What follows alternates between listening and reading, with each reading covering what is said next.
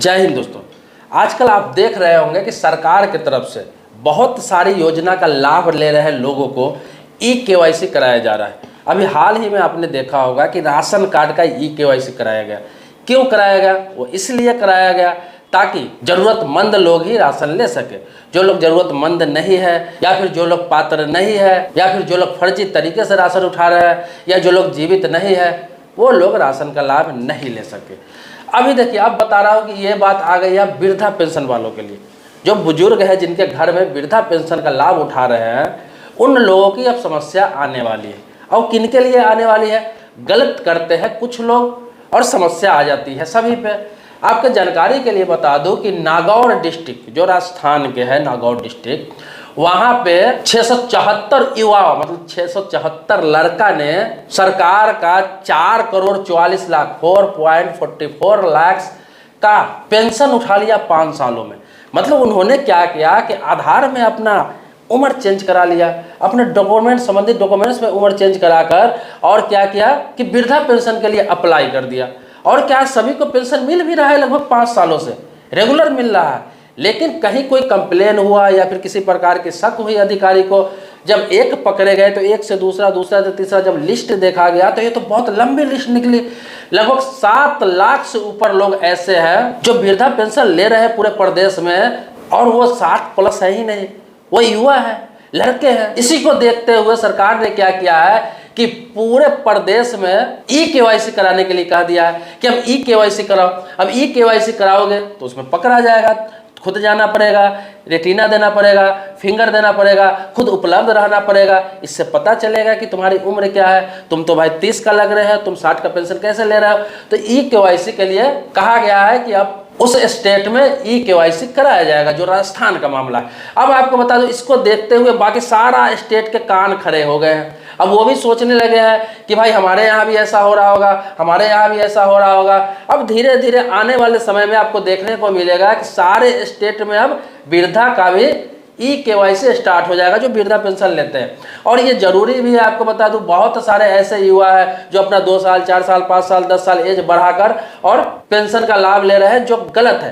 देखो, सरकारी योजना का इस तरह से लाभ नहीं उठाना चाहिए। और ये प्रूफ आप स्क्रीन पे देख रहे होंगे, मैं आपको बता रहा हूँ। ये खबर आजकल चर्चा में है क्योंकि 4.44 करोड़ रुपया का मामला है, और ये 5 सालों में 674 लोग जो उठा रहे हैं, जो पकड़े गए, जिसका लिस्ट सरकार के पास है, उसकी बात बता रहा हूँ। बाकी लगभग 7 लाख ऐसे लोग हैं प्रदेश में जो ई-केवाईसी कराने आए ही नहीं।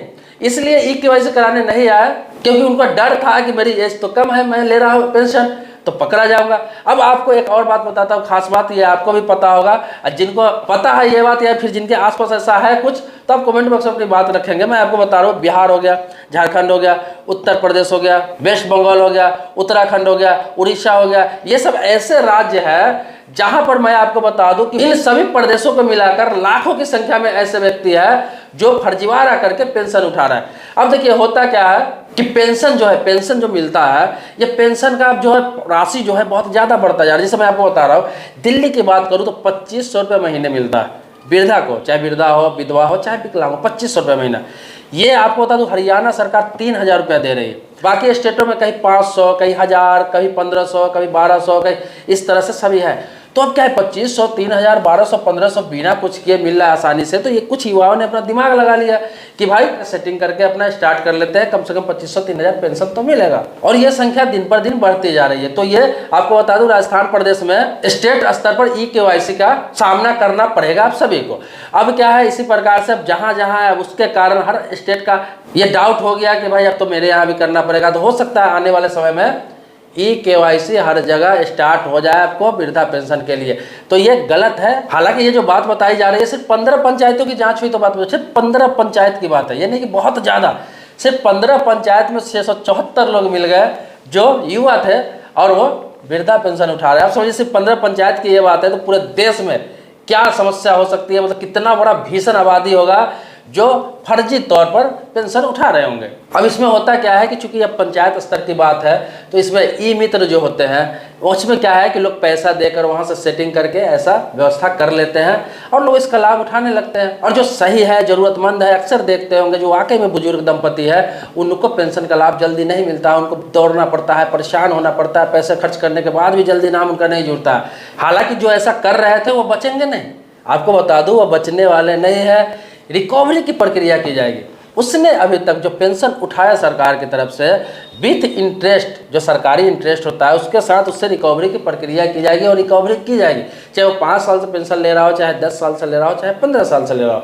तो ये मत समझिए कि कोई इंसान गलत कर रहा है, अगर पकड़ा गया तो बच जाएगा। तो आपके आसपास भी कोई ऐसे है जो वाकई में जवान है, 40 वर्ष के है, 45 वर्ष के है, वो एज बढ़वा कर पेंशन ले रहा है, तो आप चुप मत बैठिए क्योंकि किसी का हक मार रहा है, किसी का अधिकार मार रहा है। आप कंप्लेन करिए, अपने जनप्रतिनिधि से करिए, वो नहीं सुन रहे अपने तहसील में जाकर कंप्लेन कीजिए, अपने प्रधान मुखिया को कंप्लेन कीजिए, कोई नहीं सुन रहा है तो जिलाधिकारी को कंप्लेन कीजिए, 100% कार्रवाई होगी। आप लिखित में उनको एक लेटर लिखिए या फिर लिखित में जाकर आवेदन दीजिए। ऐसे अगर आपके पंचायत में भी चल रहा है, आपको लगता है कि गलत हो रहा है, जरूरतमंद को नहीं मिल रहा है, बिना जरूरत वाला इस चीज़ को फायदा उठा रहे हैं एज बढ़ाकर, वो इसलिए कि चलो 2000, 3000, 4000 रुपये पैसा मिल जाता है। तो अगर ऐसे होने लगे तो पूरे देश में सरकार की हर योजना में धांधली होने लगेगा और गलत लोग बहुत सारी योजना में, जैसे देखते होंगे इंदिरा आवास वगैरह होता है जिसे अभी प्रधानमंत्री आवास योजना कहते हैं, उसमें भी ऐसे बहुत सारे संपन्न लोग हैं जिन्हें पहले से पक्का का मकान है, बहुत अच्छे मकान है, गाड़ी है, घोड़ा है, वो लोग पैसे देकर मकान का लाभ ले लेते हैं,